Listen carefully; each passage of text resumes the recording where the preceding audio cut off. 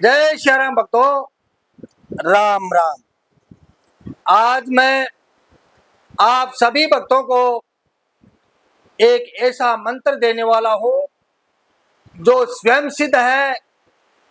इस मंत्र की अगर आप सिद्धि कर लेते हो, इस मंत्र को जागृत कर लेते हो, इस मंत्र के द्वारा अगर आप गणेश जी को प्रसन्न कर लेते हो तो आपको तीनों लोकों का ज्ञान प्राप्त हो सकता है। सबसे पहले तो मैं आपको यह बताना चाहूंगा, अगर इस मंत्र के द्वारा गणेश जी को प्रसन्न कर लेते हो तो पृथ्वी लोक पर ऐसी जगह नहीं जहां पर आपकी नजर नहीं जा सकती। यानी आप किसी का भी मन पढ़ सकते हो, आप दरबार भी लगा सकते हो, दरबार लगाकर समाज की सेवा भी आप कर सकते हो।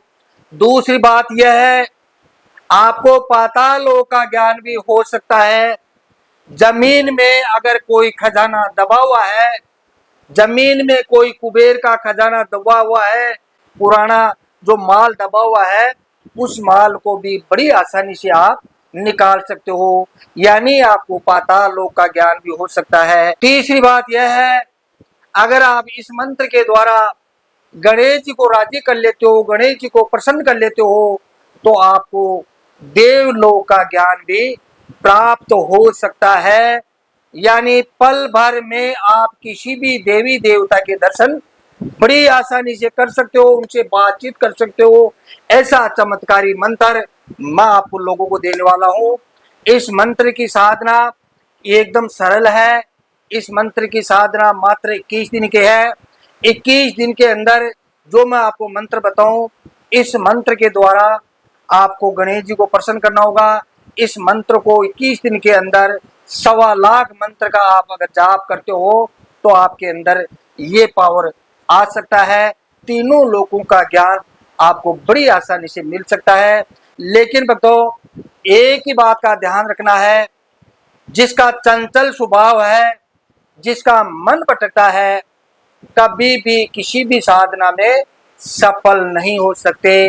3 शक्तियों पर आपको विश्वास करना होता है। सबसे पहली शक्ति तो आपकी आत्मा, आपकी आत्मा पर पूरा पूरा अगर आपको भरोसा है तो आप जरूर जरूर सफल हो जाओगे। तीसरी शक्ति होती है आपका इष्ट। अगर आप अपने इष्ट पे पूरा भरोसा रखोगे तो आप जरूर जरूर साधना में सफल हो जाओगे। मैंने आपको बता दिया कि चंचल स्वभाव वाला साधनाओं में कभी नहीं पड़े। चंचल स्वभाव वाला जिसका मन भटकता है वो कभी भी साधना में सफल नहीं हो सकते। ऐसे भक्त जिसका मन भटकता है, जो साधना में सफल नहीं हो सकते, अच्छे गुरु की शरण में रहकर या अच्छे गुरु की देख रेख में दीक्षा लेकर गुरु मंत्र का पहले जाप करे, कुछ ही दिनों में आपका मन भटकना बंद हो जाएगा। इस साधना को करने के लिए आपको एक ऐसी जगह ढूंढनी होगी जहां पर सफेद आग का पेड़ है।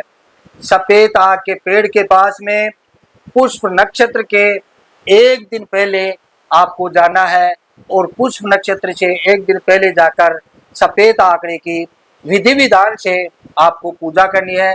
विधि विधान से पूजा करके उनको नुता देना है कि कल मैं आपकी एक जड़ लेके जाऊंगा, अतः आपको कष्ट पहुंचेगा, इसके लिए मुझे माफ कर देना। इस प्रकार से पुष्प नक्षत्र से 1 दिन पहले आपको सफेद आग को नुता देना है और अगले दिन उसी जगह जाना है जहां सफेद आग का पेड़ है। ये कार्य आपको 9 बजे पहले पहले करना है। फिर अपना मुख पूर्व दिशा में करके आपको पेड़राज से बोलना है कि हे पेड़राज, मैं आपकी जड़ लेने आया हूँ, अतः आपको कष्ट पहुंचेगा, मुझे माफ कर देना, मुझे आपकी जड़ की जरूरत है। इस प्रकार से तन मन धन से सच्चे दिल से पेड़राज से भिन्न भिन्न प्रकार की बातें करें। उसके बाद में अपना मुख पूर्व दिशा में करके ही सफेद आग के पेड़ की खुदाई करनी है और आपको जड़ लेनी है। एक बात का ध्यान रखना है, खुदाई करते समय में, ठीक है, खुदाई करते समय में आपकी परछाई उस पेड़ के ऊपर ना गिरे, इसीलिए आपको अपना मुख पूर्व दिशा में करके ही खुदाई करोगे। अपना मुख पूर्व दिशा में करके ही खुदाई करोगे तो आपकी परछाई उस पेड़ के ऊपर नहीं गिरेगी। और जड़ को अपने घर में लाकर विधि विधान से उसकी पूजा करनी है। विधि विधान से पूजा करके आपको अपनी जो अंगूठा होता है, जो नीचे से कोई यहाँ से, ठीक है, यानी लगभग 6 इंच अपने अंगूठा होता है ना अपना खुद का, जैसे ये है ना, लगभग 6 इंच या 7 इंच की जो प्रतिमा बनेगी, इतनी आपको प्रतिमा बनाने दो, इतनी, ठीक है ना, इतनी आपको अपनी आकृति की, जो आप जो साधना करता है ना उसके हिसाब से ये प्रतिमा बनती है सर। ऐसी आपको एक प्रतिमा बनानी। प्रतिमा आप अपने घर पर भी बना सकते हो, कोई कारपेंटर के पास में जाने की जरूरत नहीं है। आप एक आकृति दे देना, जैसे सूंड ये दे देना, पेट दे देना, थोड़ा बहुत हाथ दिखा देना, आप चाकू से छील छील के, गीली लकड़ी होती है आंकड़े की, बहुत नरम होती है, आप छील छील कर बना सकते हो। आप किसी के पास जाने की जरूरत नहीं है। आप अपने हाथ से अगर प्रतिमा बनाओगे वो प्रतिमा ज्यादा काम करेगी, यही बात का आपको ध्यान रखना है, ठीक है ना। अपने खुद के हाथ से जो प्रतिमा बनाओगे, अगर आकृति सही नहीं बनती तो कोई बात नहीं है।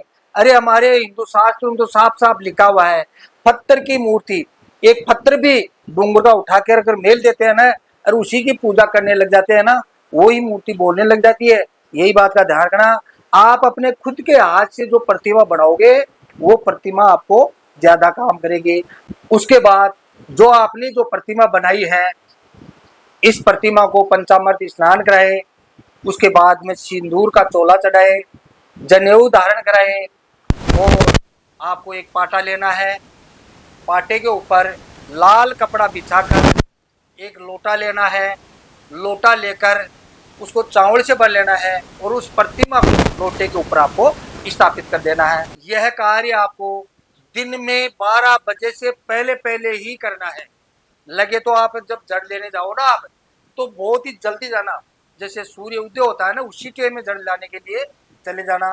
तो ये कार्य आपको दिन में 12 बजे के पहले पहले ही करना है। उसके बाद में दीप प्रज्वलित कर देना है। घी, गाय का घी मिलता तो अच्छी बात है, नहीं तो दीपक के अंदर, ठीक है, दीपक के अंदर आपको तिल का तेल डालना है। अगर गाय का घी नहीं मिले कोई बात नहीं है, आप तिल का तेल यूज में ले सकते हो। ये यहाँ तक सीमित हो गई। उसके बाद में आपको क्या करना है, रात्रि के समय 9 बजे बाद, यही बात का ध्यान रखना, कोई भी साधना करो रात को 9 बजे बाद करो। दूसरी बात यह है भक्तों, अगर माला सफेद आग के जड़ की लेते हो तो बहुत ही उत्तम बात है। नहीं मिले तो आप रुद्राक्ष की माला ले सकते हो, लाल चंदन की माला भी ले सकते हो। अब आप मंत्र सुनो, ओम अंतरिक्षाय स्वाहा, ओम अंतरिक्षाय स्वाहा, ओम अंतरिक्षाय स्वाहा। ये गणेश जी का मूल मंत्र है। इस मंत्र के द्वारा आपको गणेश जी को प्रसन्न करना होगा। और भोग के अंदर आपको 2 लौंग, 1 इलायची और मूंग का लड्डू।